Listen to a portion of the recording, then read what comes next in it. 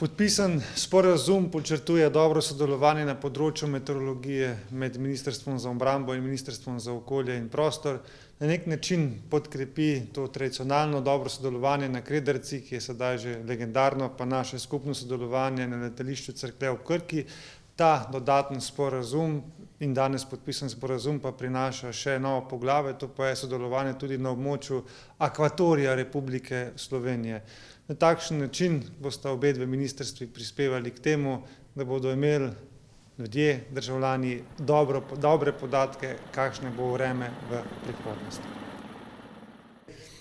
Gotovo Slovenija nima neomejeno človeških resursov in je potrebno sodelovanje različnih služb, ki pa vsi skupaj vodijo k tem, da imamo dobre, učinkovite, to se pravi tudi hitro dostopne podatke, ki pa vsi vplivajo tudi na varnost in zdravo življenjsko okolje naših ljudi. Izmenjava podatkov je torej ključna, da vemo pravilno ukrepati, da načrtujemo pravilne odločitve.